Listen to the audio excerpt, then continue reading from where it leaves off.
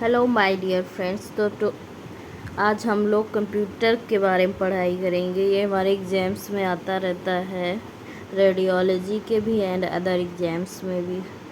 So we have to learn about this and this is the future of today. So we have to know about computer completely. And Alan Turing ने कहा है कि a computer would deserve to be called intelligent if it could deceive a human into believing that it was human। यानी कि Elon ने कहा है कि एक कंप्यूटर को हम लोग इंटेलिजेंट कहेंगे अगर ये could deceive a human, ये इंसान को धोखा दे सकता है into believing that it was human, ये बिलीव करने में कि यह एक ह्यूमन हो सकता था। तो अभी हम लोग जानेंगे कंप्यूटर सिस्टम को कि what is computer system. So a computer is an electronic device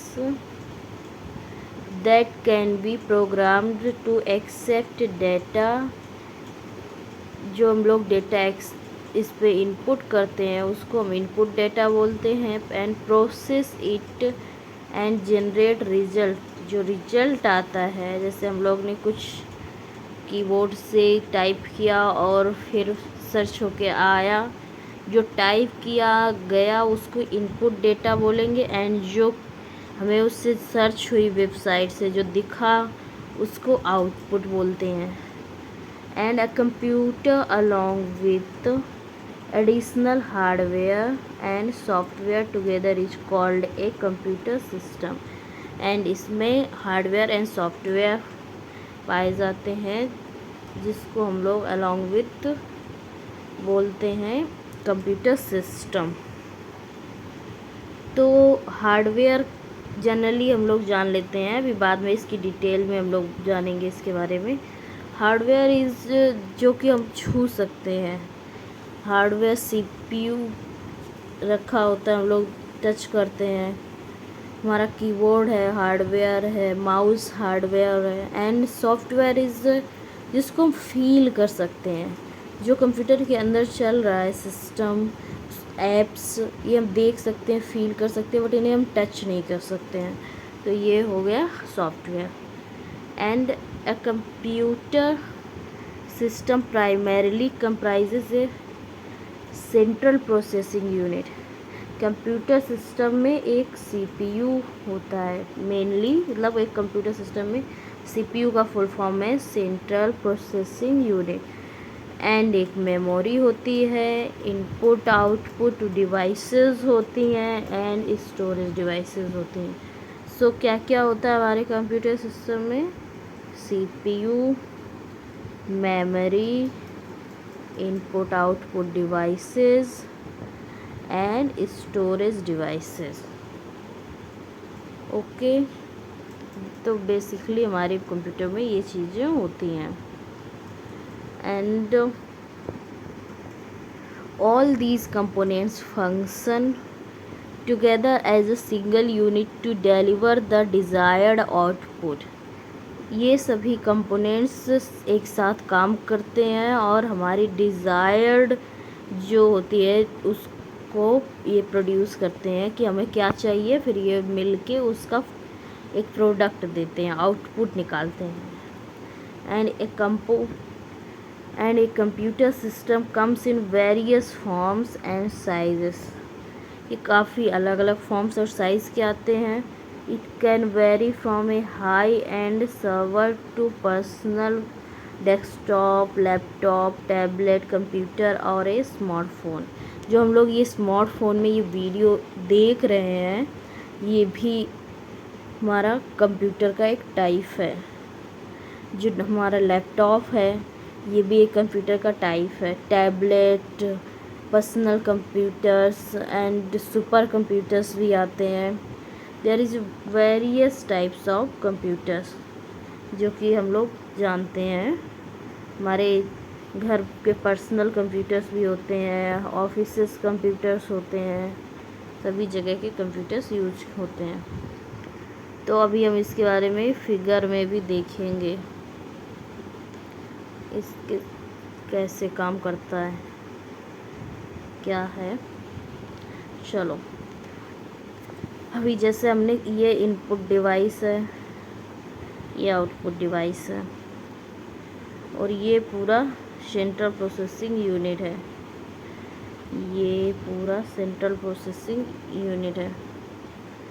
तो इसमें सेंट्रल प्रोसेसिंग यूनिट जो है ये क्या क्या इसमें आता है, कंट्रोल यूनिट, सीयू जिसको बोलते हैं, अरिथमेटिक लॉजिक यूनिट, एएलयू बोलते हैं, प्राइमरी मेमोरी आती है।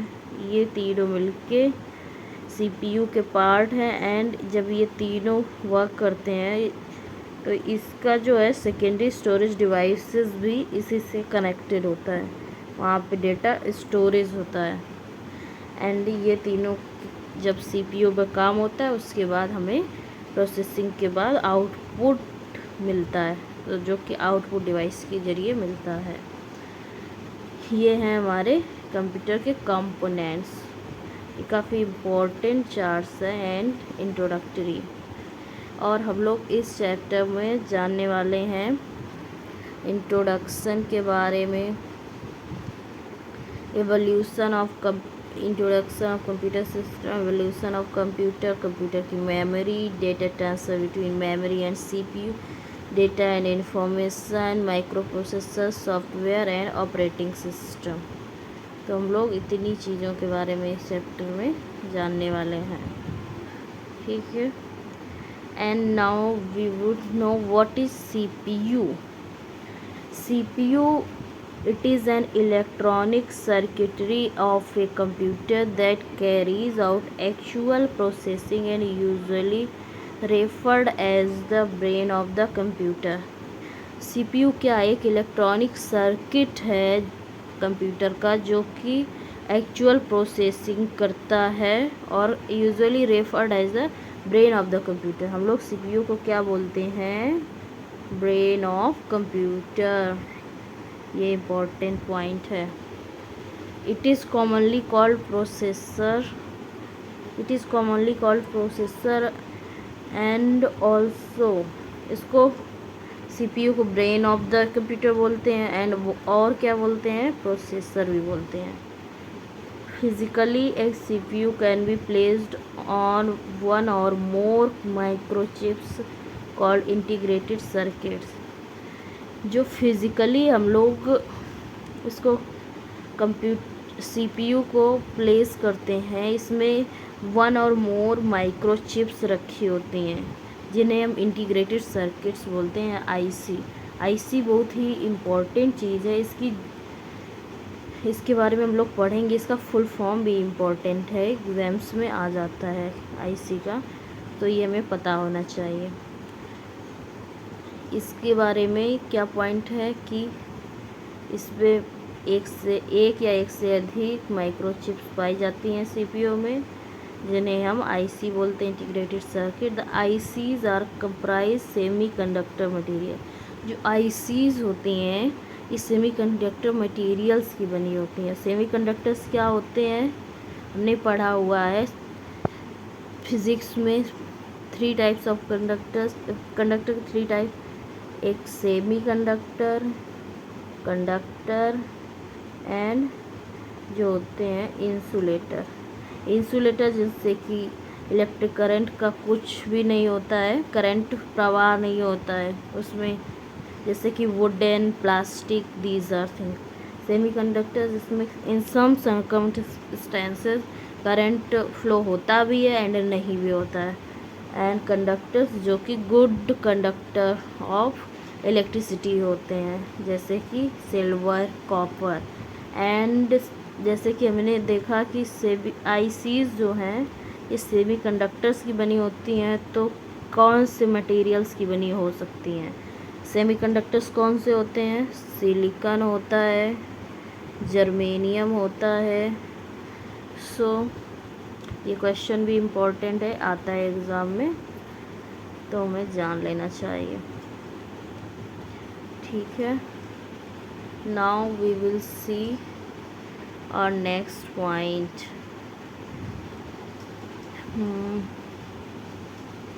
ये कीबोर्ड है, मोस्ट ऑफ पीपल ने देखा होगा। माउस है, ये स्कैनर है, इसमें डॉक्यूमेंट्स स्कैन करते हैं। एंड ये टच स्क्रीन है। हम लोग ये तो काफ़ी लोगों ने चलाया होगा, यूज करते रहते होंगे। ठीक है, तो अभी हम लोग सीपीयू के एडिशनल पॉइंट जानने वाले हैं। The CPU is a given instruction and data through programs. The CPU then fetches the program. CPU is given instruction and data through program. CPU को हम लोग इंस्ट्रक्शन देते हैं, इनपुट करते हैं डेटा थ्रू प्रोग्राम्स के through. The CPU then fetches the program, फिर CPU programme के साथ फेच करता है and data from the memory and performs arithmetic and logic operations as per the given instruction. फिर वो जो हम लोग इंस्ट्रक्शन देते हैं उसको कब जो सेंट्रल यूनिट के साथ, ALU के साथ, लॉजिक यूनिट के साथ मिलके इंस्ट्रक्शन के हिसाब से उसको प्रोसेस करता है और स्टोरेज डिवाइस में स्टोर करता है and result back to the memory. फिर इसके बाद ये हमें result back to the memory करता है इस, और साथ ही साथ ये हमारे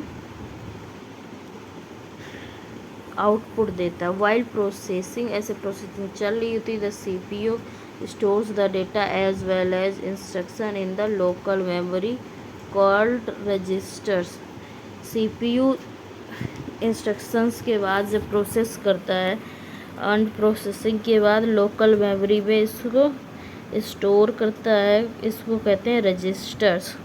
registers are part of the CPU chip and they are limited in size and number. Registers क्या होते हैं?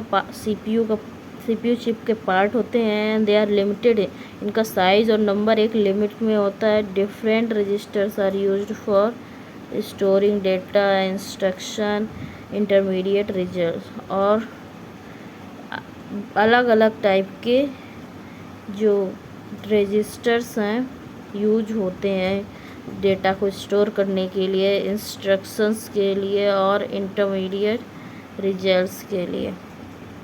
Other than the registers, the CPU has two main components. Register के अलावा CPU में दो और कंप्यूटर्स होते हैं, कंपोनेंट्स होते हैं। ALU arithmetic logic unit and control unit. Arithmetic logic unit performs all arithmetic and logic operations that need to be done as per the instruction in a program.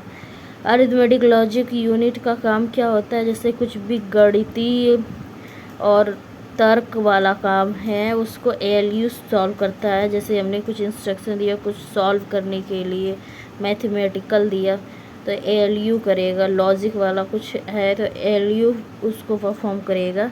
And जो control unit है, ये control sequential instruction execution, interprets instruction and guides data flow through the computers memory.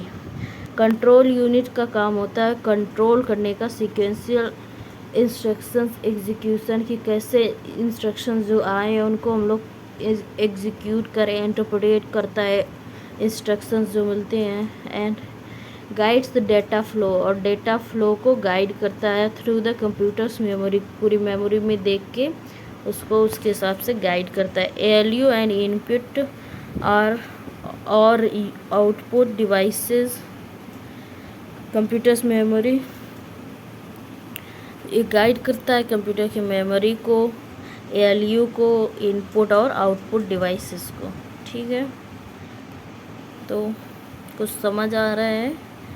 इसको पढ़ेंगे और revise करेंगे तो कई सारे एग्ज़ाम्स में ये बेनिफिशियल है। गवर्नमेंट एग्ज़ाम्स में कंप्यूटर पूछते हैं, हमारे स्कूल्स में, कॉलेजेस में, रेडियोलॉजी के एग्ज़ाम्स में, एंड साथ में ट्रिपल सी में भी इसका, ट्रिपल सी, ओ लेवल, इन सब में भी इसका यूज़ रहता है। Now we will see input devices. So the device through which controls signals are sent to a computer are termed as input devices। वो डिवाइसेस जिनके थ्रू हम लोग कंट्रोल सिग्नल्स को कंप्यूटर को सेंड करते हैं उनको हम इनपुट डिवाइसेस बोलते हैं। These devices convert the input data into A digital form that is acceptable by the computer system. ये जो हम लोग इंस्ट्रक्शन देखते हैं कंप्यूटर को, तो ये डिवाइसेस उस इनपुट डेटा को डिजिटल फॉर्म में कन्वर्ट करती हैं and that is acceptable by the computer system, जो कि कंप्यूटर सिस्टम है उसको उस फॉर्म में, क्योंकि कंप्यूटर क्या होते हैं वो हमारी लैंग्वेज नहीं जानते हैं और उनमें अलग लैंग्वेजेस होती हैं जैसे कि binary numbers, assembly languages and other many types of languages होती हैं जो कि अभी हम लोग बाद में स्टडी करने वाले हैं। तो इस हिसाब से होता है। And some examples of input devices include keyboard, mouse, scanner, touch screen. मतलब जो इनपुट डिवाइसेस क्या होती हैं, हम लोग जिससे उनको कमांड देते हैं, इंस्ट्रक्शंस देते हैं। तो ये हम लोग किन किन डिवाइसों से दे सकते हैं। कीबोर्ड से हम लोग कुछ भी डेटा एंटर करते हैं, माउस के थ्रू हम लोग करते हैं, स्कैनर से, या टच स्क्रीन में हम लोग टच करके इंस्ट्रक्शन देते हैं। तो यही है input devices. And specially designed Braille keyboards are also available to help the visually impaired for entering data into a computer. जो स्पेशल किड्स होते हैं, स्पेशल पीपल्स होते हैं, उनके लिए ब्रेली कीबोर्ड्स भी अवेलेबल हैं जिनके विजुअली इम्पेयर्ड होते हैं, जो देख नहीं सकते हैं। ब्रेली लैंग्वेज जिनको आती है उनके लिए ब्रेली कीबोर्ड्स आते हैं जिससे कि वो उसके थ्रू डेटा एंटर कर सकते हैं कंप्यूटर में। Besides we can now enter data through voice. अभी हम लोग वॉइस सेंसर वाले भी आ गए हैं। हम लोग बोलते हैं एप्पल में हे सीरी एंड कमांड दे देते, कॉल टू द पापा और call anybody, call to the friends. And Google को कमांड देते हैं, बहुत सारे हैं, कोई भी ऐप, कोई प्ले द म्यूज़िक, ऐसे कमांड्स देते हैं। We can use Google voice search to search the web where we can input the search string through our voice. तो अभी हमारे पास वॉइस के थ्रू भी डेटा इनपुट कर सकते हैं। एंड यहाँ पे हमारा साइड में कंप्यूटर डिस्प्ले मॉनिटर दिख रहा है, स्पीकर्स दिख रहे हैं, प्रिंटर दिख रहा है। ये सब हम लोग यूज करते रहते हैं। मोस्ट ऑफ द पीपल ने इन्हें देखा या सुना ज़रूर होगा। And data enter through input devices is temporarily stored in main memory. जो डेटा हम लोग एंटर करते हैं इनपुट डिवाइस से इज़ टेम्परेरली, वो टेम्परेरली स्टोर होता है मेन मेमोरी में। किस में? मेन मेमोरी, जिसको हम रैम भी बोलते हैं। रैम को हम लोग फुल फॉर्म क्या है? Random access memory. Random access memory, ये सब के बारे में हम लोग डिटेल में पढ़ेंगे आगे चल के जैसे जैसे टॉपिक्स इनके आएंगे। End of the computer system, जब हम कुछ इनपुट देते हैं तो टेम्परेरली स्टोर होता है कहाँ पे? मेन मेमोरी या फिर रैम में कंप्यूटर के। The for permanent storage and future use the data as well as instructions are stored permanently in additional storage locations called secondary memory। अगर हमें किसी चीज़ को परमानेंटली स्टोर करना है फॉर फ्यूचर में यूज करना है हमें, जैसे उसको तो डेटा को या फिर इंस्ट्रक्शंस को स्टोर करने के लिए कुछ एडिशनल स्टोरेज लोकेशंस होती हैं जिनके हम सेकेंडरी मेमोरी में यूज करते हैं, जिनको कहते हैं सेकेंडरी मेमोरी। एंड यहाँ पे साइड में हम लोग देख सकते हैं एक 3D प्रिंटर रखा हुआ है, 3D प्रिंटर की image. And now we will study about output devices. ये जो है ये आउटपुट डिवाइसेस हैं। अभी हम लोग ने ऊपर ये इनपुट डिवाइसेस देखी थी, keyboard, mouse, scanner, touch screen. And output devices हैं display, monitor, speaker, printer and 3D printer. इनसे हम लोग आउटपुट ले रहे हैं। तो द आउटपुट डिवाइसेस के बारे में जानने वाले हैं। The device that receives data from A computer system for display physical production is called output device. It converts digital information into human understandable form, जो कि डिजिटल इन्फॉर्मेशन होती है। जब हम लोग एक कुछ एंटर करते हैं, अपना इंस्ट्रक्शन देते हैं, तो उसको कंप्यूटर उसको डिजिटल फॉर्म में कन्वर्ट करके अंडरस्टैंड करता है, फिर उसकी प्रोसेसिंग करता है। प्रोसेसिंग के बाद उसको डिजिटल फॉर्म से फिर ह्यूमन अंडरस्टैंडेबल फॉर्म लैंग्वेज में कन्वर्ट करता है, जिससे कि उसको हम लोग समझ पाएँ। एंड इसके एग्जांपल्स हैं जो आउटपुट डिवाइसेस हैं, monitor, projector, headphone, speaker, printer etcetera. और कुछ ऐसी आउटपुट डिवाइसेस भी होती हैं जो दोनों चीज़ का काम करती हैं, इनपुट एंड आउटपुट। जैसे स्क्रीन है, उस पर हम लोग इनपुट भी देख सकते हैं, आउटपुट भी देख सकते हैं। And some output devices are shown in figure Braille अभी हम लोग ने फिगर में देखी थी some output devices. A Braille display monitor is useful for a visually challenged person to understand the textual output generated by components। जो visually impaired persons होते हैं उनके लिए भी आउटपुट डिवाइसेस आती हैं, जो कि ब्रेली लैंग्वेज में होती हैं। ओके, सो अभी हम लोग देखने वाले हैं a printer is the most commonly use device to get output in physical hard copy form में। अगर हमें चाहिए तो printer most common output device है। 3 types of commonly used printers are inkjet, laser jet and dot matrix. तो generally हम लोग कौन से 3 टाइप्स के प्रिंटर्स देखे जाते हैं? नंबर 1 इंकजेट, number 2 laser jet and number 3 dot matrix. Okay, so nowadays there is a new type of printer called 3D printer. अभी 3D प्रिंटर भी आ गया, which is use to build physical replica of digital 3D design. These printer जिससे हम लोग physical उसकी copy, physical replica की digital 3D design भी निकाल सकते हैं। And these printers are being used in manufacturing industries to create prototypes of products. और ये जो प्रिंटर्स हैं यूज होते हैं मैन्युफैक्चरिंग प्रोडक्ट्स के 3D प्रोटोटाइप्स बनाने के लिए। They are uses also being explored in the medical field, particularly for the developing body organs। और इनका यूज़ बॉडी ऑर्गन्स को डेवलप करने में भी यूज होता है, मेडिकल फील्ड में भी।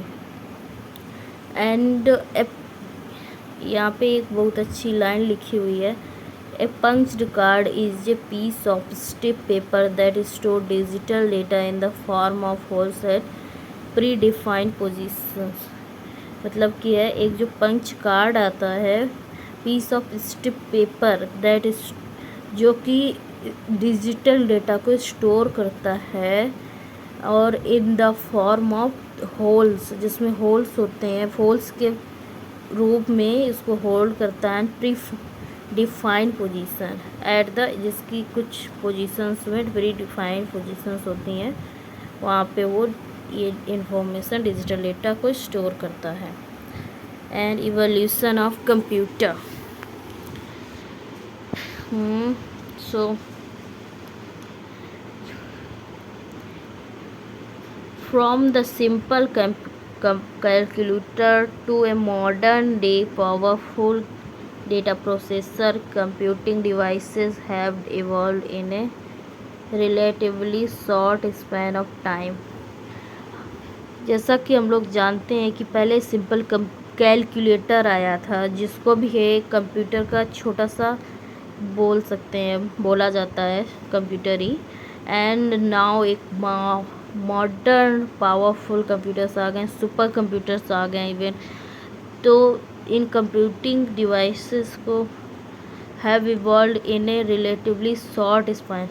बहुत ही जल्दी इतना ग्रोथ हुई है कंप्यूटर की जनरेशन पे आने में, और इसकी स्पीड हर चीज़ इतना बढ़ी हुई है, ग्रोथ हुई है। The evolution of computing devices in shown through, ये टाइमलाइन जो दी गई है इसमें एवोल्यूशन के बारे में, कंप्यूटर के बारे में दिखाया गया है। एक चीज़ है कंप्यूटर के बारे में, कंप्यूटर की खोज किसने की थी? द फर्स्ट टाइम कंप्यूटर किसने डिस्कवर किया था? So first time Charles Babbage ने कंप्यूटर की डिस्कवरी की थी, जो कि शायद पता भी होगा आप लोग को। अभी हम लोग इसकी टाइमलाइन देखने वाले हैं स्टार्टिंग से। सो फर्स्ट इज पैस्कलाइन मीन्स, इसको डिटेल में देखते हैं। Blaise Pascal invented a mechanical calculator. एक साइंटिस्ट थे ब्लेज पास्कल, जिन्होंने इन्वेंट किया mechanical calculator known as Pascal calculator और Pascaline to do addition and subtraction, जिससे कि हम लोग जोड़ना और घटाना कर सकते थे ऑफ दो नंबर्स का directly, and multiplication and division through repeated addition and subtraction, और उसके थ्रू हम लोग मल्टीप्लिकेशन एंड डिवीजन्स भी कर सकते थे थ्रू रिपीटेड एडिशन, बार बार जोड़ने और घटाने के द्वारा। तो ये था पैस्कलाइन, जिसको बनाया किसने था? ब्लेज पास्कल ने। एंड फिर 1642 में ये हुआ। इसके बाद जो 500 स्टार्टिंग हुई है 500 से, जो 500 BC में फर्स्ट ऑफ ऑल जो बना था वो था एबेकस। एबेकस हमारा फर्स्ट कंप्यूटर बोल सकते हैं, जिसका यूज एज ए ये कैलकुलेटर टाइप समझ लीजिए। Computing is attributed to the invention of abacus and almost 3000 years ago इसको यूज किया जाता था। It was a mechanical device, ये मैकेनिकल एक डिवाइस थी, capable of doing simple arithmetic calculations only.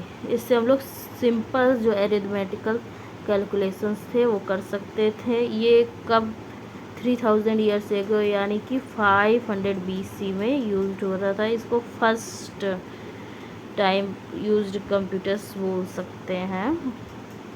Actually these are not computer. इसके 1642 में Pascaline आया by Blaise Pascal and invented a mechanical calculator, ये आपको बता दिया है।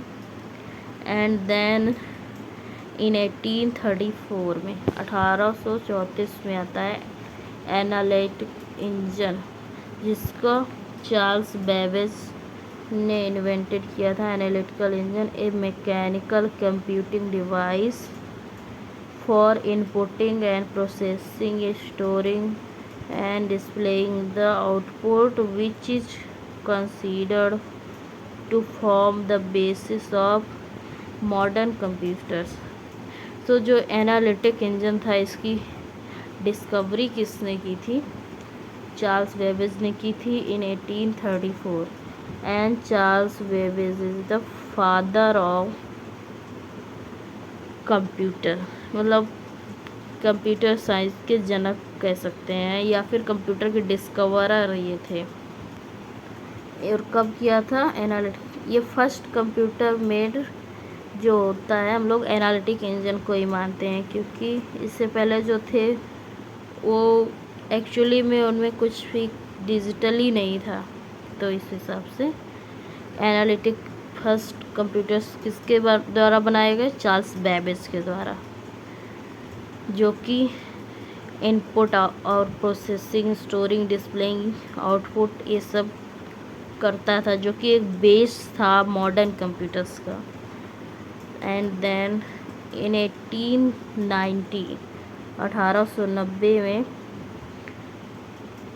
टैबुलेटिंग मशीन बनी, जिसको हरमन होलेर्थ ने डिज़ाइन किया था। होलेर्थ ने a tabulating machine for summarising the data stored on the punched card, जो कि है टैबुलेटिंग मशीन जो कि समराइज करती थी डेटा को, जो कि पंच कार्ड में स्टोर होता था। और it is consider to be the first step towards programming, जो कि प्रोग्रामिंग की तरफ एक पहला स्टेप कह सकते थे।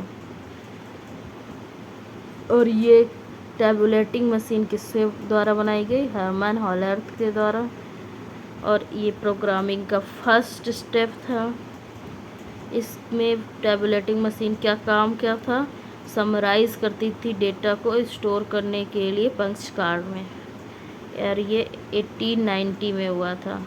और 1834 में चार्ल्स बेबेज ने डिस्कवरी की थी एनालिटिकल इंजन की। And now in the 1937 Turing machine. So the Turing machine concept was a general purpose programmable machine that was capable of solving any problem by executing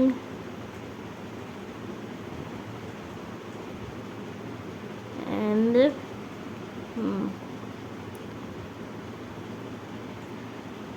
by executing the program stored on the punched card. ये क्या है, Turing machine.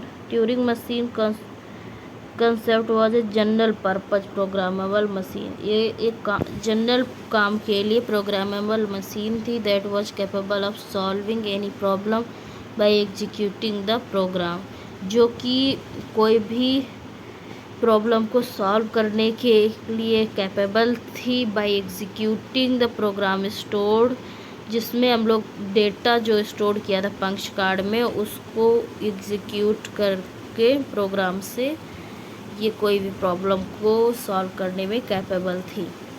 And इसको हम लोग बोलते हैं Turing machine. And this machine was made in which सन, this is made in the 1937. Then in the 1945 a very important computer comes, that is EDVAC or ENIAC. EDVAC or ENIAC. John von Neumann introduced the concept of a stored program. John von Neumann एक scientist थे जिन्होंने concept of stored program दिया, जो कि computer में store programme का concept आया, which was capable of storing data, जो कि इस डेटा को स्टोर करने में कैपेबल था, as well as program in the memory, जो कि कंप्यूटर में डेटा को स्टोर करने के भी कैपेबल था और प्रोग्राम को मेमोरी में भी स्टोर करने में कैपेबल था। The EDVAC and the ENIAC computers were developed based on this concept, और इस कंसेप्ट के ऊपर ही EDVAC और ENIAC कंप्यूटर्स डेवलप किए गए। किस कंसेप्ट के ऊपर, जो कि जॉन वॉन न्यूमैन ने दिया कि stored program computers which was capable of storing data as well as program in the memory, okay. और ये हुआ 1945 में एडवैकन एनियाक का इससे डेवलपमेंट हुआ। फिर आता है 1947 में ट्रांजिस्टर। ये भी वेरी इम्पोर्टेंट इवेंट है in the history of computer. Transistor vacuum tubes were replaced by transistor. Vacuum tubes को ट्रांजिस्टर के थ्रू रिप्लेस कर दिया गया। डेवलप्ड एट बेल लैब्स, और बेल लैब्स पे डेवलप किया गया यूजिंग सेमी कंडक्टर मटीरियल्स। और इसमें सेमी कंडक्टर मटीरियल्स यूज किए गए जैसे कि जर्मेनियम, सिलिकॉन वगैरह। और ये बहुत ज़्यादा लीडिंग कंसेप्ट था in the field of computers. 1970 में अब हम लोग आते हैं आईसी, इंटीग्रेटेड सर्किट्स पे। And integrated circuit is silicon chip which contains entire electronic circuit on a very small area. The size of computer drastically reduced because of IC। IC की वजह से कंप्यूटर का साइज़ ड्रेस्टिकली, पहले बहुत बड़े बड़े computers बनते थे, फिर जब आईसी आया तो इसकी वजह, ये एक सिलिकॉन की चिप होती थी जो कि पूरी इंटायर इलेक्ट्रॉनिक सर्किट को एक छोटे से एरिया में संभाल के रखती थी। और जो कंप्यूटर का साइज़ है वो आईसी की वजह से घट गया। इसकी खोज की थी जॉन किल्वी ने। आईसी की खोज की थी जॉन किल्वी ने, जो कि 1970 में इसकी डिस्कवरी हुई। ये time line of the computing technology. Now let's C forward.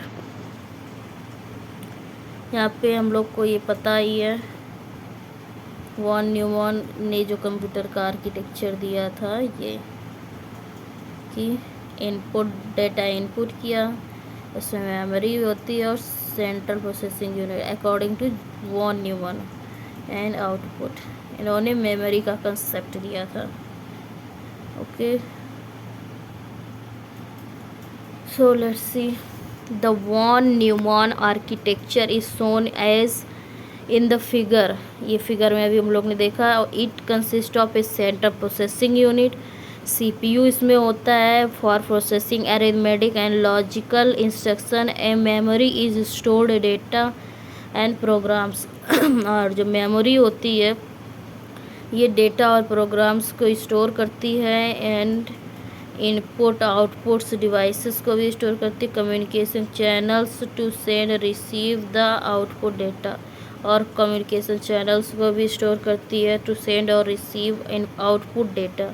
Electronic numerical integrator and computer. ENIAC का फुल फॉर्म क्या है? Electronic numerical integrator and computer.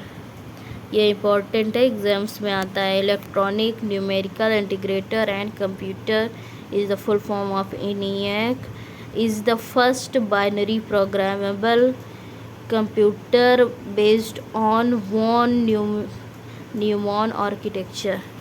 जो फर्स्ट बाइनरी प्रोग्रामेबल कंप्यूटर था ENIAC था, जो कि वॉन न्यूमैन ने बनाया था आर्किटेक्चर से।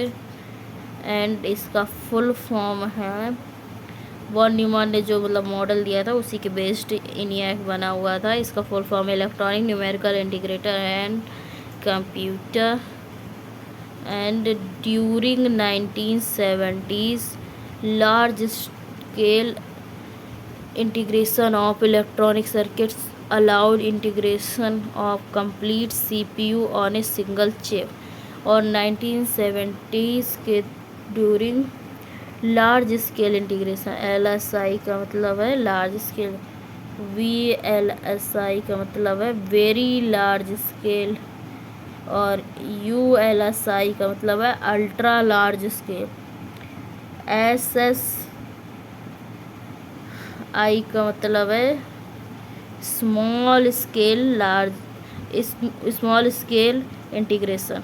तो ये सब वही है। तो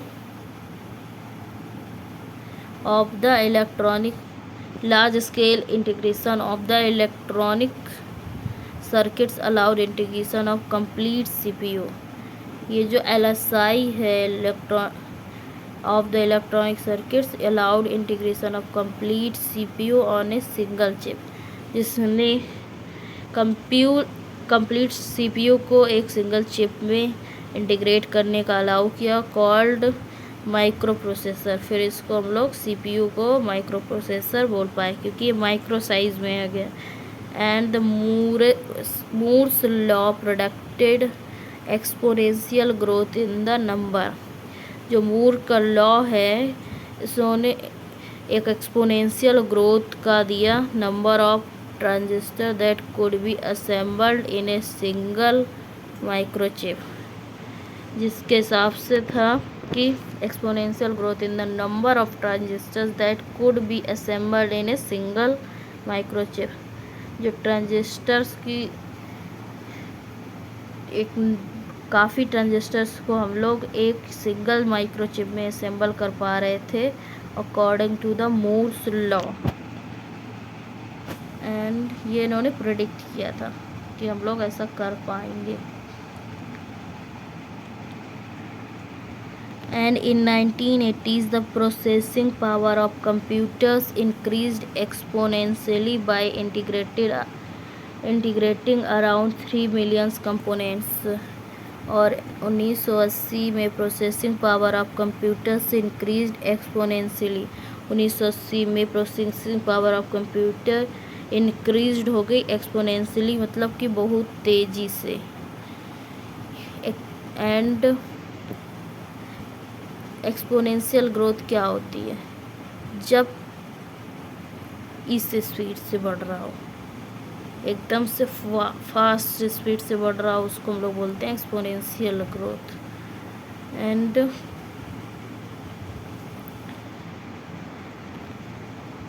exponentially by integrating around 3 million components on a small sized chip, termed as very large scale integration, जिसको VLSI कहते हैं। Further advancement in technology has made it feasible to fabricate high density to transistors and other components, approx 106 components on a single IC, जिसको हम लोग बोलते हैं super large scale integration. इसके बाद आया जब एडवांसमेंट ऑफ टेक्नोलॉजी हुआ तो 106 ट्रांजिस्टर्स को एक सिंगल आईसी के अंदर हम लोग रख सकते थे, और इसको बोलते हैं सुपर लार्ज स्केल इंटीग्रेशन, और इसको हम लोग शॉर्ट फॉर्म में SLSI बोलते हैं। ठीक है, तो अभी हम लोग ये जान लेते हैं। इन 1965 इंटेल को founder Jordan Moore's introduce Moore's law which predicted that number of transistor on a chip would double every 2 years while the cost would be halved। जो इंटेल एक कंपनी थी उसके को फाउंडर थे जॉर्डन मूरे। उन्होंने Moore's law दिया जिसके हिसाब से प्रोडिक्ट किया गया था कि number of transistor on a chip वो डबल हो जाएंगे एवरी 2 years में, अगर the cost would be half, cost को आधा कर दिया जाए तो। ठीक है, तो मूर कौन थे? ये इंटेल के को फाउंडर थे। एंड LSI का फुल फॉर्म है super large scale integration. VLSI very large scale integration. ठीक है, तो IBM introduced its first personal computers for the home users in 1981। तो IBM जो है इसने इसका फर्स्ट पर्सनल कंप्यूटर PC जो हम लोग यूज करते हैं इसका ओल्ड वर्जन इंट्रोड्यूस किया इन 1981। और इसके बाद एप्पल ने इंट्रोड्यूस किया Macintosh. Okay, machines in the 1984। तो उसके बाद एप्पल ने अपना मैकिंटॉश 1984 में इंट्रोड्यूस किया। तो सबसे पहले पीसी किसने इंट्रोड्यूस किया? सबसे पहले पीसी आईबीएम ने इंट्रोड्यूस किया, फर्स्ट पर्सनल पीसी। चलो देखते हैं ये क्या है। Exponential increase in number of transistors in ICs over time. तो ये ऐसे हुआ था। फर्स्ट इन्वेंशन ऑफ ट्रांजिस्टर हुआ in around 1950s। Then doubles every 2 years, ये लॉ किसने दिया था? जॉर्डन मूरे ने दिया था। एंड इसके बाद ग्रोथ होती रही एंड लास्ट में जब 106 ट्रांजिस्टर्स को एक आईसी में इंसर्ट किया गया तो इसको सुपर लार्ज स्केल बोला गया, इंटीग्रेशन। ठीक है।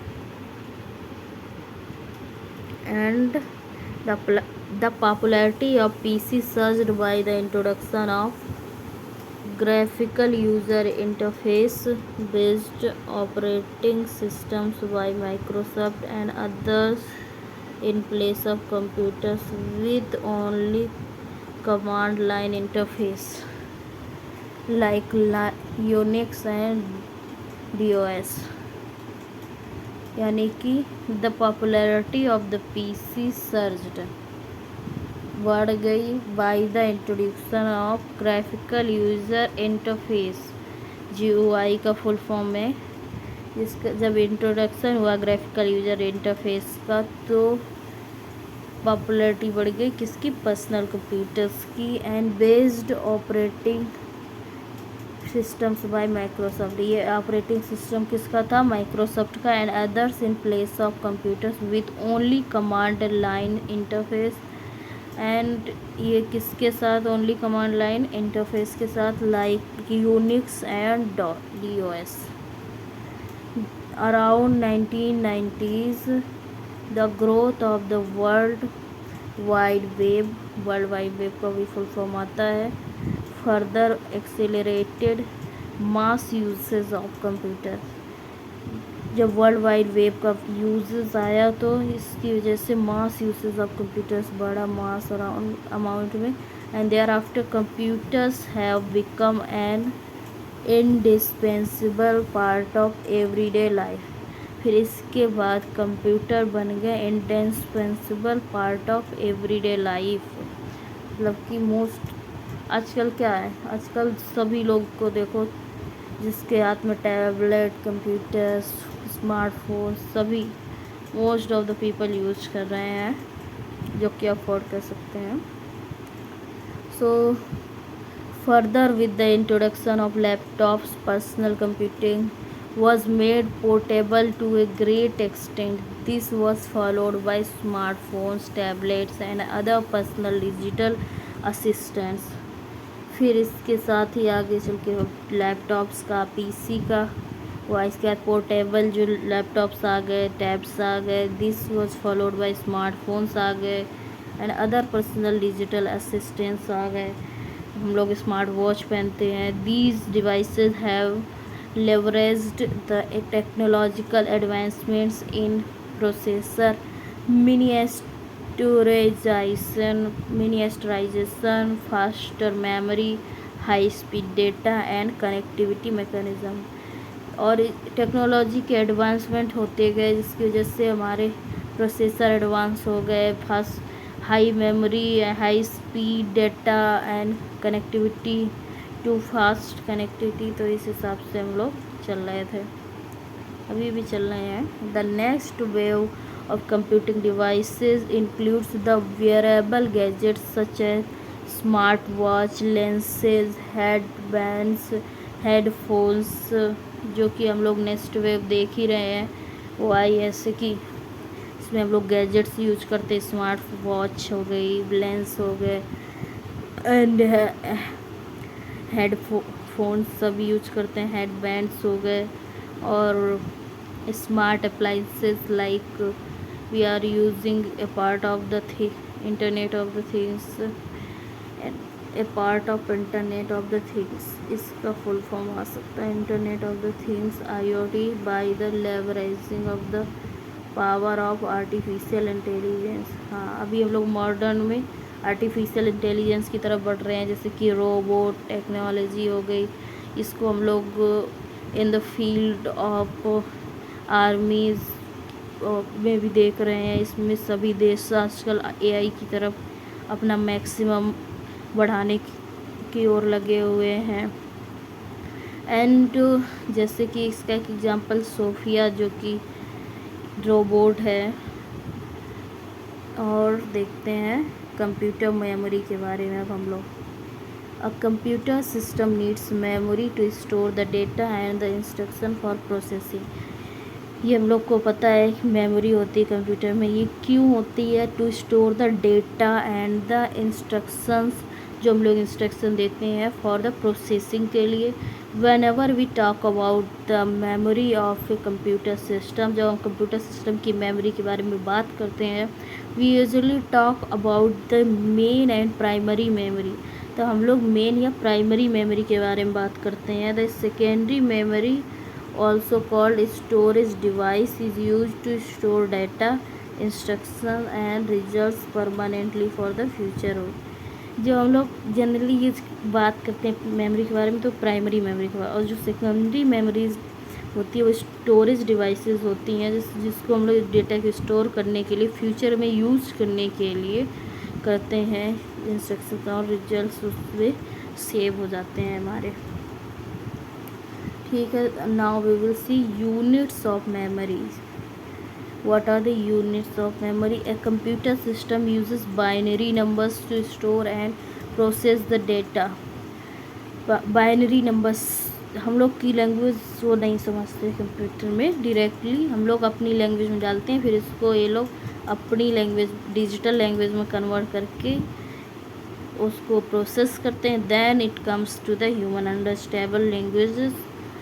सो the binary digits are, binary का मतलब है bi and nary, so 2 digit 0 and 1 binary.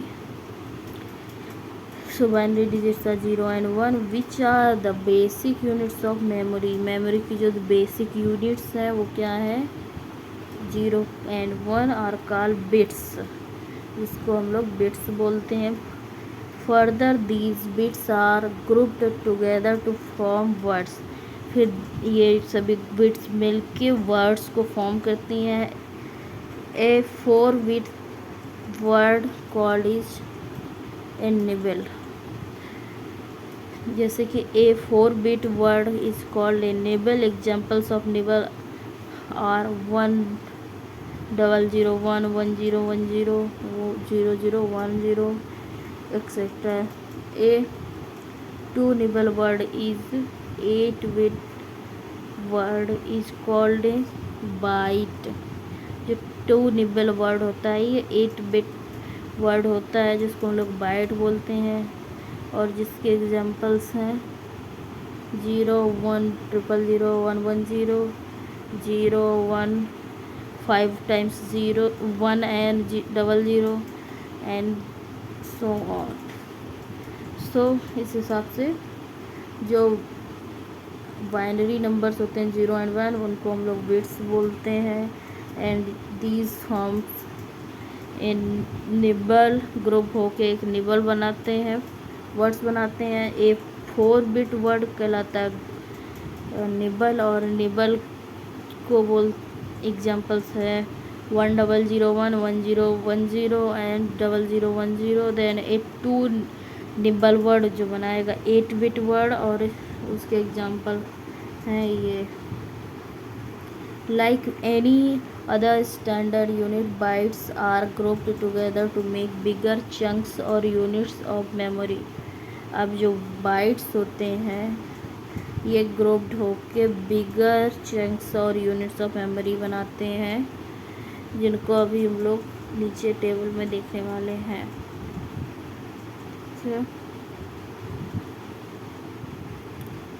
So here we can see this is also important table. बहुत लोगों ने सुना भी होगा इसके बारे में। 100 किलोबाइट के बी की ये 1 MB की फ़ाइल है। डेटा मिलता है डेली 2 GB मिलता है, 1.5 GB मिलता है। ये हम लोग इसके बारे में बात करते रहते हैं। तो वो KB is equal to 1 KB और 1 KB में कितने बाइट्स होते हैं, ग्रुप्ड होती हैं 1024 bytes. And then megabyte, 1 megabyte बराबर 1024 के kilobytes. And gigabyte, 1 gigabyte is equal to 1024 megabytes. Terabyte is equal to 1024 gigabyte. And petabyte, 1 petabyte is equal to 1024 terabytes. And 1 exabyte is equal to 124 petabytes। and 1 zettabyte is equal to 124 exabytes। and 124 yottabyte is equal to 1024 zettabyte होगा। Yottabyte is equal to zettabyte. तो इसमें कुछ important है, megabyte, gigabyte, terabyte, ये unit examples ये हमें पता होना चाहिए, इम्पोर्टेंट है। So now let's see types of memory. Memory कितने टाइप्स की होती है? Human beings memorise many things over a lifetime and recall from memory to make a decision और सम एक्शन। जैसे हम लोग की मेमोरी होती है, ब्रेन से हम लोग थिंक करते हैं, कुछ भी रिकॉल कर सकते हैं लाइफ के बारे में और कहीं भी कुछ भी सोच सकते हैं किसी भी बारे में। However we do not rely on our memory completely, जबकि हाँ हमारी मेमोरी उतनी अच्छी नहीं है कि एवरीथिंग हमें अच्छे से याद रहे। And we make notes and store important data, और हम लोग इसके लिए नोट्स बनाते हैं डेटा को स्टोर करने के लिए। जैसे कोई भी इम्पॉर्टेंट इन्फॉर्मेशन हम लोग नोट कर लेते हैं फ़ोन के नोट्स में या फिर डायरी में। And information using other media such as notebook, manual, general documents. Similarly computers have 2 types of memory, primary and secondary. इस तरह से कंप्यूटर्स की भी 2 टाइप्स की मेमोरी होती है, प्राइमरी और सेकेंडरी। जैसे कि अब हम जानते हैं प्राइमरी मेमोरी क्या होती है। So the primary memory is an essential component of computer system, जो कि कंप्यूटर सिस्टम की एक बहुत ही इम्पोर्टेंट कंपोनेंट होता है। Program and data are located into the primary memory before the processing. तो प्रोग्राम और जो डेटा होते हैं loaded into the primary memory में लोडेड रहते हैं बिफोर प्रोसेसिंग। प्रोसेसिंग पहले the CPU interacts directly with the primary memory to perform read और राइट ऑपरेशन। CPU इसके साथ डायरेक्टली इंटरेक्ट करता है जिससे कि हम लोग रीड या राइट करने के लिए ऑपरेशंस करते हैं, मतलब कि उस चीज़ को एग्जीक्यूट करते हैं। It is of 2 types. जो प्राइमरी मेमोरी है हमारी, ये 2 टाइप्स की होती है। रैंडम एक्सेस मेमोरी यानी कि RAM, and read only memory, ROM. Random access memory and read only memory. So जो हमारे कंप्यूटर में मेमोरी होती हैं वो 2 टाइप्स की होती है, primary and secondary. And now primary memory is of 2 type, RAM, random access memory, and read only memory, ROM. RAM is a volatile as long as the power is supplied to the computer, it retains the data in it। मतलब कि जब तक हम लोग computer system को power supply करते रहेंगे तब तक रैम में डेटा स्टोर्ड रहता। But as soon as the power supply is turned off the contents of the RAM is are wiped out. तो हम पावर सप्लाई बंद कर देंगे तो रैम में जो रैंडम एक्सेस मेमोरी है उसका जो मेमोरी यानी कि डेटा स्टोर था वो वाइप्ड आउट, ख़त्म हो जाएगा। It is use to store data temporarily while the computer is working.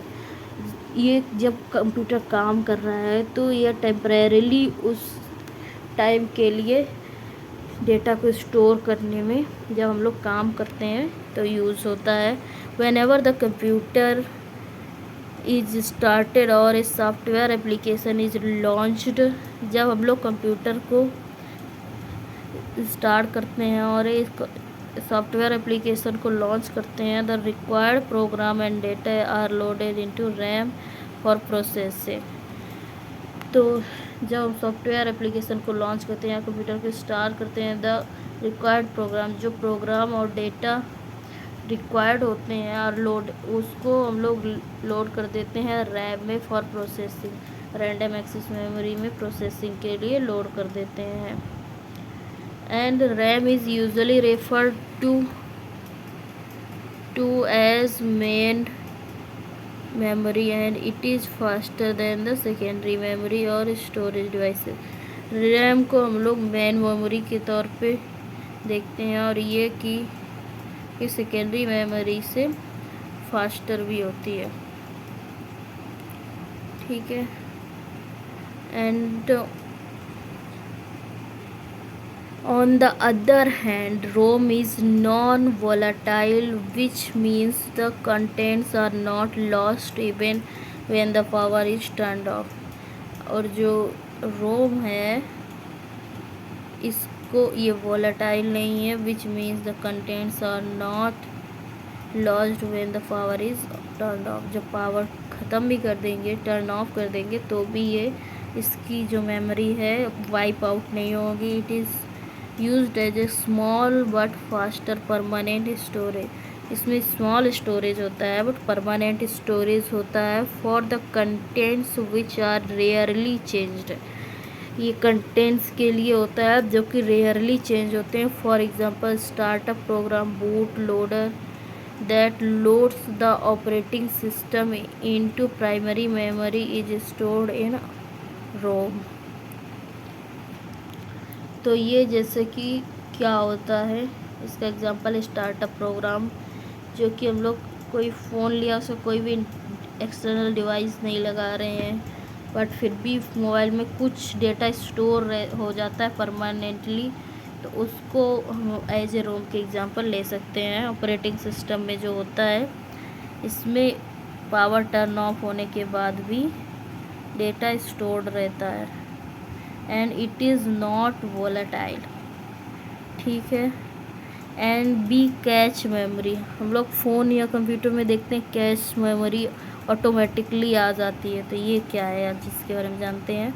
RAM is faster than secondary storage but not as fast as computer processor. RAM जो है, random access memory, ये secondary storage से faster होता है but इतना भी fast नहीं होता कि कंप्यूटर की प्रोसेसर से फास्ट हो। So because of RAM a CPU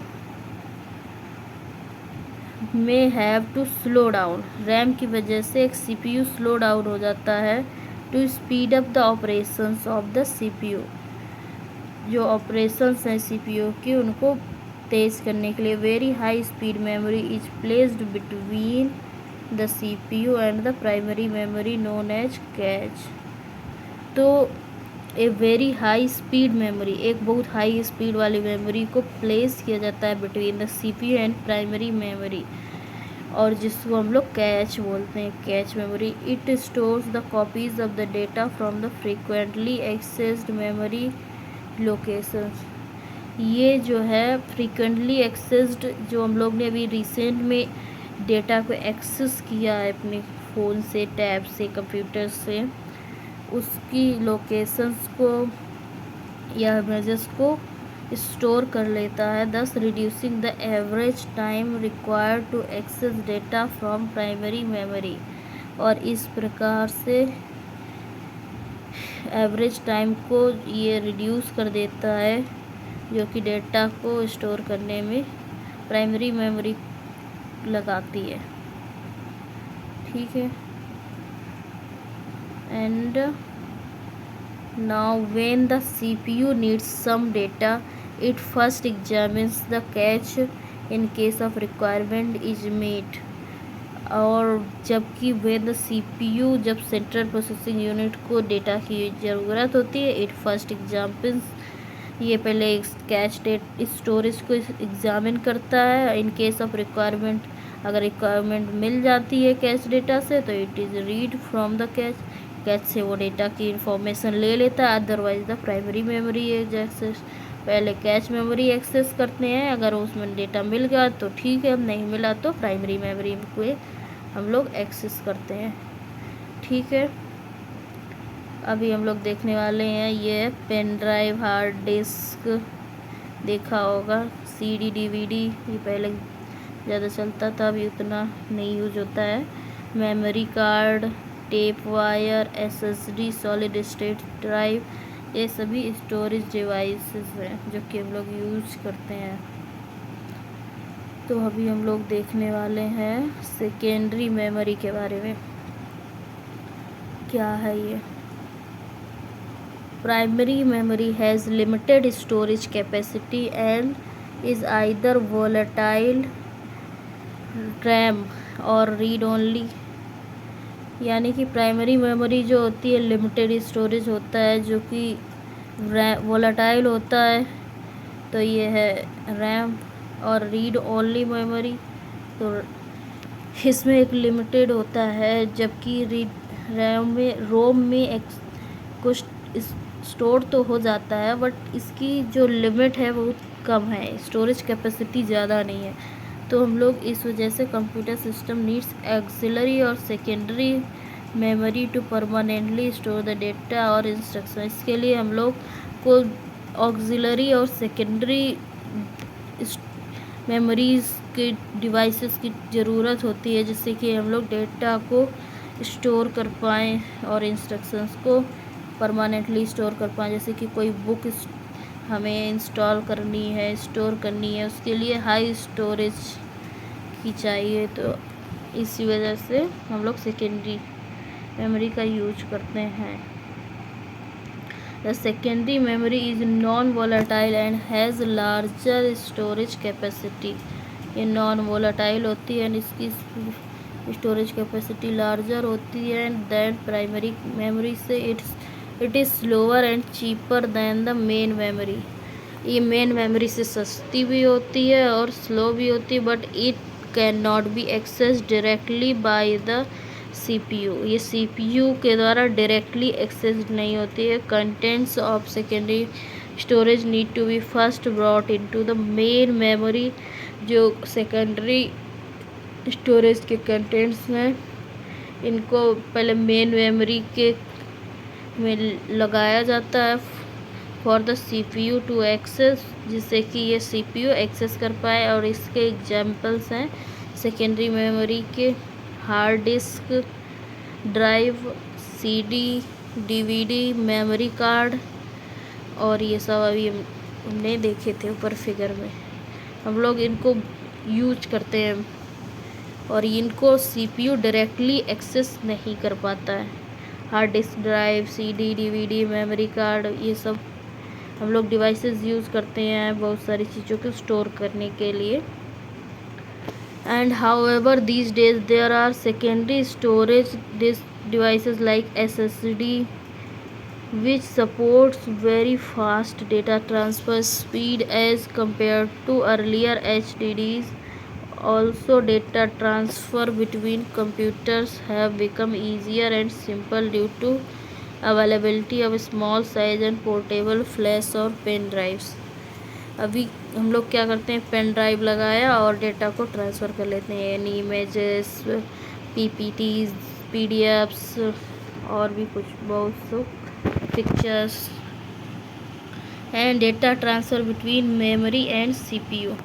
हम लोग एक बार और देख लेते हैं। हमारे SSD है, solid state drive, tape drive, CD और DVD, memory card, pen drive and hard disk drive. ठीक है, and data transfer between memory and CPU। Data need to be transferred between the CPU and primary memory as well as between the primary and secondary memory. Data जो है transfer CPU और primary और secondary memory के बीच में transfer होता रहता है, इसकी ज़रूरत पड़ती रहती है। Data are transferred between different components of a computer. जो डेटा है वो डिफरेंट कंपोनेंट्स ऑफ कंप्यूटर के बीच में ट्रांसफ़र होता है कंप्यूटर सिस्टम के यूजिंग फिजिकल वायर्स एज बस, और जिस एक सिस्टम को यूज करके ट्रांसफ़र होता है जिसको बोलते हैं बस।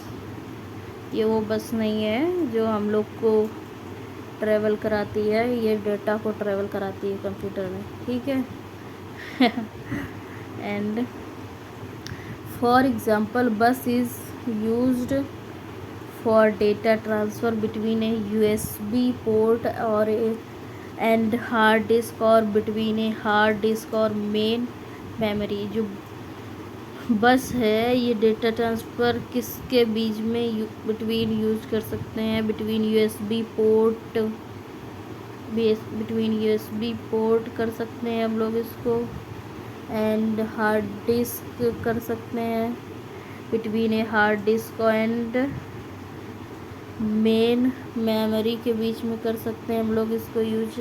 बस इज़ ऑफ 3 टाइप्स। बस कितने टाइप्स की होती है? 3 टाइप्स की होती है। डेटा नंबर 1 है data bus to transfer data between different components. Bus कितने टाइप्स की होती है? 3 types. And which is the number 1 is the data bus. पहली हमारी कौन सी है? डेटा बस, जो कि ट्रांसफ़र करती है डेटा को बिटवीन डिफरेंट कंपोनेंट्स के बीच में, between different components. And second है एड्रेस बस। जो फर्स्ट है हमारी क्या है? डेटा बस, एंड सेकेंड है हमारी एड्रेस बस। सो ये एड्रेस बस का क्या काम है? To transfer addresses between CPU and main memory.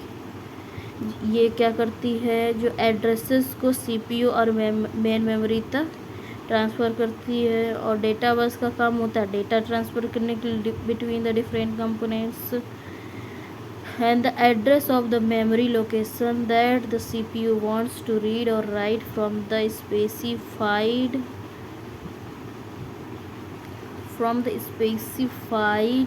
In the address bus. यानी कि the address of the memory location जो कि होता है दैट द सीपीयू वांट, जो सीपीयू चाहता है, टू रीड और write from is specified in the address bus, जो कि एड्रेस बस में स्पेसिफाइड होता है। एंड तीसरा जो है हमारा कंट्रोल बस है। Control bus to communicate control signals between different components of a computer. ये जो कंट्रोल बस है कम्युनिकेट करती है कंट्रोलिंग सिग्नल्स को between different components of a computer. All these 3 buses collectively make the system bus. और ये तीनों buses मिलके सिस्टम बस बनाती हैं। ये कौन कौन सी हैं? Control bus, data bus and address बस। और ये तीनों मिल के बनाती हैं सिस्टम बस, जो कि अभी हम लोग फिगर में देख सकते हैं। ये है हमारा CPU, data transfer between components through system बस।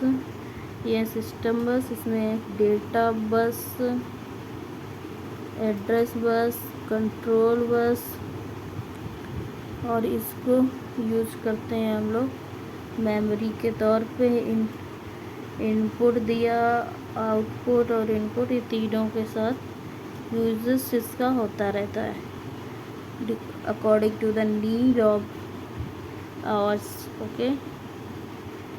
And as the CPU interacts directly with main memory, जैसे कि हम लोग जानते हैं सीपीयू डायरेक्टली मेन मेमोरी के साथ इंटरेक्ट करता है। Any data entered from the input device or the data to be accessed from hard disk needs to be placed in the main memory।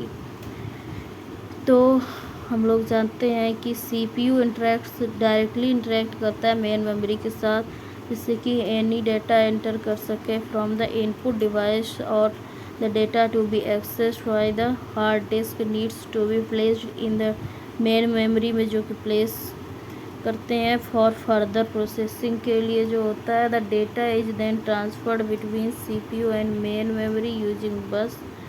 फिर डेटा को हम लोग बस को यूज करके मेन मेमोरी में ट्रांसफ़र करते हैं। ये सब सेकेंड्स में होता है। दिखने में लग रहा है कि कितना टाइम लग रहा है, बट सेकेंड्स का काम है। The CPU places on the address बस or the address was the main memory location from which it wants to read data to write data। Address bus से इसको रीड और राइट कर सकता है। While executing the instructions the CPU specifies the read और write control signals through the control bus. फिर जो हमें रीड या राइट करना है ये कंट्रोल बस के उससे कंट्रोल सिग्नल्स से हम लोग कंट्रोल कर लेंगे। And then as the CPU may require to read data from main memory or write data to main memory, a data bus is bidirectional। और CPU को जब डेटा को रीड करना होता है या राइट करना होता है, डेटा बस का यूज़ होता है। डेटा बस इज़ बाई डायरेक्शनल, उसका दोनों तरीके से यूज किया जा सकता है। But the control bus and address bus are unidirectional. So अगर एग्ज़ाम्स में आए which bus is bidirectional, so data bus is bidirectional and control and address bus are unidirectional. To write data into memory the CPU places the data on the data bus. जो data है उसको memory में लिखने के लिए CPU places data को place करता है डेटा बस में, which is then written to the specific address provided through the address, जो कि एड्रेस बस के द्वारा डेटा प्रोवाइड किया जाता है उस पर लिखता है। In case of read operation the CPU specifies the address and the data is placed on the data bus by a dedicated hardware called memory controller, जो कि डेडिकेटेड हार्डवेयर के द्वारा होता है, जो कि मेमोरी कंट्रोलर कहलाता है। The memory controller manages the flow of the data into and out of the computers main memory. जो मेमोरी कंट्रोलर होता है ये मैनेज करता है flow of the data into and out of the computer. Okay, तो भी हम लोग समझ गए कि बाई डायरेक्शनल डेटा बस होती है एंड जो कंट्रोल बस एंड एड्रेस बस होता है ये यूनिडायरेक्शनल होता है। और इसको कंट्रोलर मेमोरी कंट्रोलर होता है जो कि मैनेज करता है डेटा फ्लो को। Now let's move to the microprocessors. CPU को हम लोग माइक्रो प्रोसेसर्स भी बोलते हैं एंड इसको ब्रेन ऑफ द कंप्यूटर्स भी बोलते हैं। In earlier days a computer CPU used to occupy a large room और ए मल्टीपल कैबिनेट्स। पुराने दिनों में एक कंप्यूटर का जो सीपीयू होता था, central processing unit, use to इतना बड़ा होता था कि उससे एक बड़ा कमरा के साइज़ का समझ लो, ये बड़े कमरे के हिसाब से या मल्टीपल कैबिनेट्स के हिसाब से। हाउएवर विद एडवांसमेंट, जैसे जैसे टेक्नोलॉजी में एडवांसमेंट आता गया, the physical size of CPU has reduced and it is now possible to place a CPU on a single microchip. अभी ये इतना छोटा हो गया है साइज़ में कि इसको हम लोग सिंगल माइक्रोचिप में प्लेस कर सकते हैं। जैसे कि हम लोग हम लोग जनरली कंप्यूटर्स यूज करते हैं उसमें देखते हैं कि रखा हुआ है ऐसे कंप्यूटर्स के बगल में एक ऐसे रखा होता है, ये सीपीयू नहीं है, इसके अंदर एक, इसमें बहुत सारी चीज़ें होती हैं, इसके अंदर एक छोटा सा बॉक्स होता है, वो सीपीयू होता है।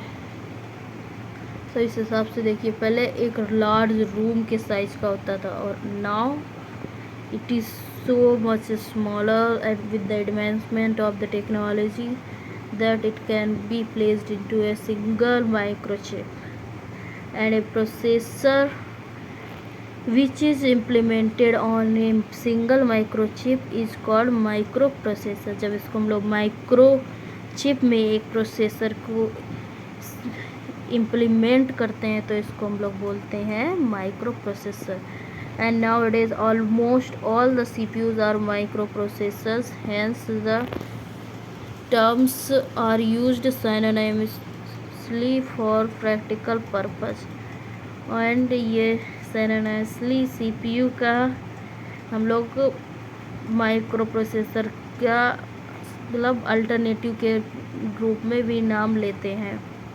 and processor is a small sized electronic component inside a computer। Micro processor जो होता है वेरी स्मॉल साइज का होता है, मतलब वेरी नहीं, मतलब small size and electronic component होता है inside the computer that carries out various tasks involved in data processing as well as arithmetical and logical operations। ये जो स्मॉल चीज़ होती है यही कंप्यूटर की मेन चीज़ होती है। अभी हम लोग ने ऊपर देखा था, इसी में डेटा प्रोसेस होता है, इसी में सीयू होता है, सीओ कंट्रोलिंग होता है, ALU arithmetical and logical units operations होते हैं। These days microprocessor is built over and integrated circuits. अब हम लोग माइक्रो प्रोसेसर्स में आईसी का यूज करने लगे हैं, comprising millions of small components like resistors, transistors and diodes. और ये आईसी जो होती है इसमें transistor, diodes and resistors comprising होते हैं, मतलब इसके अंदर ये चीज़ें पाई जाती हैं। आईसी का फुल फॉर्म है इंटीग्रेटेड सर्किट, और ये किस चीज़ों से बनी होती है? This is made up of semiconductors such as silicon और germanium. And microprocessors have evolved over time in terms of their increased processing capability. जो माइक्रो प्रोसेसर्स हैं टाइम के साथ इवॉल्व हुए हैं, उनकी कैपेबिलिटी में, डिक्रीजिंग फिजिकल साइज में, रिड्यूस्ड कॉस्ट भी कम हुई है। Currently available microprocessors are capable of processing millions of instruction per milliseconds. Millions of instructions को ये मिली सेकेंड्स में फॉलो कर सकते हैं, उनका रिजल्ट आउटपुट हमें दे सकते हैं। And different types of microprocessors along with their generations. अभी हम लोग इनको आगे पढ़ेंगे। टाइम पीरियड और underlying technology since their inception in early 1970s से स्टार्ट हुआ and now these are very advanced. हम लोग इनको बहुत फील्ड्स में यूज करते हैं, देखते हैं, पढ़ते हैं, ठीक है। सो अभी हम लोग कहाँ थे? माइक्रो प्रोसेसर, हाँ 1970s। अभी हम लोग को ये टेबल पढ़नी है, जनरेशंस ऑफ माइक्रो प्रोसेसर्स। जो माइक्रो प्रोसेसर है यानी कि 5 जनरेशंस आ चुकी हुई हैं अभी तक। ये टेबल काफ़ी इम्पोर्टेंट है, इसका स्क्रीनशॉट भी आप चाहें तो ले सकते हैं या फिर नोट कर सकते हैं, याद होना चाहिए इसकी मैक्स ऑफ द थिंग्स। तो जो फर्स्ट जनरेशन माइक्रो प्रोसेसर था ये 1971 से 73 के बीच में यूज किया गया। इसमें लार्ज स्केल इंटीग्रेशन यूज हुआ एंड इसका जो साइज़ है 4 to 8 बिट का वर्ड साइज़ यूज करता था, बाइनरी नंबर में। एंड मैक्सिमम मेमोरी साइज़ इसकी 1 KB होती थी। एंड क्लॉक स्पीड इसकी 108 kilohertz to 200 kilohertz रहती थी। एंड कोर सिंगल कोर का होता था। और फर्स्ट टाइम इसको किसने रिप्रेजेंट किया था? इंटेल ने 1880 में इंटेल ने इसको बनाया था। ये इसका मॉडल है 1880। एंड सेकंड 1974 में आया। एंड ये लार्ज स्केल में इंटीग्रेशन था ये इसका भी। और ये 8 बिट्स का वर्ड साइज था इसका, 1 MB का था। And up to 2 megahertz speeds थी इसकी। इसका सिंगल कोर था। एंड इसके एग्जांपल है मोटोरोला 6800 एंड इंटेल 8085 इसके एग्जांपल्स हैं। एंड थर्ड है जो आया हमारा 1979 में। और 80 के बीच तक a very large scale integration था इसका। 16 बिट्स का था, 16 MB का भी था इसमें मेमोरी वर्ड्स मेरे size. And 4 megahertz to 6 megahertz इसकी स्पीड्स थी। एंड सिंगल कोर का था ये। इसका एग्जांपल है इंटेल 8086। एंड फोर्थ तो जो था 1981 से 1995 very large scale integration 32 bit 4 gigabytes का इसका मेमोरी साइज था। अप टू 133 मेगाहर्ट्ज़ इसकी स्पीड थी। सिंगल कोर था। और इसके एग्जांपल्स हैं Intel 8038 and Motorola 68030। And fifth generation जो आया इसका 1995 से अभी तक SLSI है, सुपर लार्ज स्केल इंटीग्रेशन, जो कि 64 बिट साइज यूज करता है। 64 GB स्टोरेज है इसका। 533 टू 34 मेगाहर्ट्ज़ टू 34 गीगाहर्ट्ज़ इसकी स्पीड है। मल्टी कोर यूज करता है। एंड इसके जो एग्जांपल्स है पेंटेलियम, सेलेरॉन, एक्जीनॉन है। सो जो फिफ्थ जनरेशन के एग्जांपल्स याद होने चाहिए, Pentium, Celeron, Xeon multi core का था। 64 GB memory size, 533 megahertz to 34 gigahertz इसकी क्लॉक स्पीड थी। और जो फर्स्ट से फोर्थ जनरेशन थे ये सभी सिंगल कोर वाले थे। फोर्थ जनरेशन के example Intel 800 and Motorola 68030। And third generation का इंटेल 8086 एंड सेकेंड जनरेशन का इंटेल 8085, मोटोरोला 6800 एंड जो फर्स्ट जनरेशन में है इंटेल 8080। तो दो में इसमें से जो टाइप ऑफ चिप है ट्वाइसली, तो लार्ज स्केल है first and second. And third and fourth VLSI ये very large scale. And fifth में जो कि अभी हमारा मॉडर्न चल रहा है इसमें सुपर लार्ज स्केल इंटीग्रेशन है। एंड माइक्रो प्रोसेसर स्पेसिफिकेशंस, जो microprocessors are classified on the basis of different features which include chip type। Microprocessors are किस हिसाब से क्लासीफाइड करे जाते हैं? इनमें अलग अलग फीचर के हिसाब से, चिप टाइप के हिसाब से, word size, memory size, clock speed. These features are briefly explain, जिनको अभी हम लोग ब्रीफली देखने वाले हैं। एंड वर्ड साइज क्या है?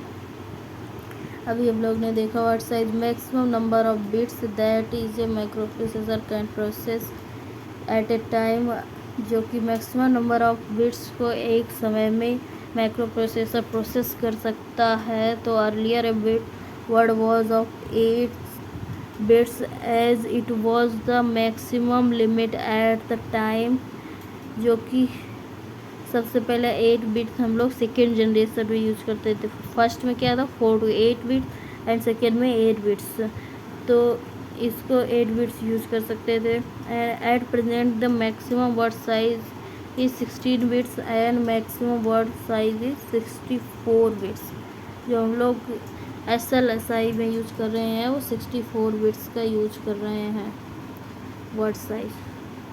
And memory size depending upon the word size के हिसाब से इसका भी साइज पड़ता है। The size of RAM varies, initially RAM और very small 4 MB when the 4 to 8 bytes word size, as word size increase to 64 bits, जैसे कि वर्ड साइज 64 बिट तक इंक्रीज हो गया तो इसका मेमोरी साइज भी बढ़ गया। रैंडम एक्सेसिबल मेमोरी का साइज हो गया 16 एक्सबाइट्स तक,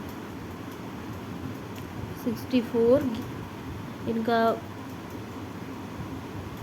GB तक हो गया storage, 64 GB। And clock speed क्या है? Computer have an internal clock generates pulses signals at regular interval of time. जो कंप्यूटर्स होते हैं इसमें internal clock that generate pulses, जो कि पल्स जनरेट करती है रेगुलर इंटरवल्स में। Clock speed simply means the number of pulses generated per second by the clock inside a computer, जो पर सेकेंड में एक कंप्यूटर के अंदर होती है। The clock speed indicates the speed at which the computer can execute instruction. Clock speed क्या होती है? जो कि speed at which computer can execute instruction, जिसमें एग्जीक्यूट कर सकता है। अर्लियर स्टार्टिंग में it was measured in hertz, in the hertz and kilohertz, but with advancement in technology and chip density it is now measured in the gigahertz। अभी हम लोग इसको gigahertz में यूज करते हैं, बिलियंस ऑफ पल्सेस पर second मतलब हो गया इसका। And the maximum memory size of A micro processors of different generations को अभी हम लोग ने देखा था, जो कि साइज के हिसाब से हैं। represent each memory size in terms of power of 2। And इसमें एक क्वेश्चन दिया गया है, find out the clock speed of the microprocessor of your computer and compare with that of your peers. आप अपने कंप्यूटर की microprocessor की speed, clock speed पता करें एंड मुझे कमेंट बॉक्स में कमेंट करें। Now cores, so core is a basic computation unit of the CPU। Core क्या है? Basic computation unit of CPU। Earlier processor had only one computation unit. तो starting में earlier computers हैं, इनका क्या था? वन कंप्यूटेशन यूनिट थी, thereby capable of performing only one task at a time. इसी वजह से वो लोग एक टास्क को ही एक ही टाइम में कर सकते थे। With the advance multiple core processor it has become possible for the computer to execute multiple tasks, thereby increasing the system's performance, जिसकी वजह से सिस्टम की परफॉर्मेंस बढ़ गई। और CPU with 2, 4 and 8 cores is called dual core, quad core and octa core processor respectively। जो अभी हम लोग यूज कर रहे हैं वो मल्टी कोर होते हैं। कंप्यूटर एक टाइम पे हम लोग कितने सारे काम करते रहते हैं, तो वही है मल्टी कोर प्रोसेसर्स हम लोग यूज़ कर रहे हैं। एंड नाउ माइक्रो कंट्रोलर्स, अभी हम लोग माइक्रो कंट्रोलर्स को नेक्स्ट वीडियो में कंटिन्यू करेंगे। So thank you, and if you guys have find this video beneficial for your knowledge, then like, share and comment and subscribe to। Thank you, bye bye, see you soon in its next part।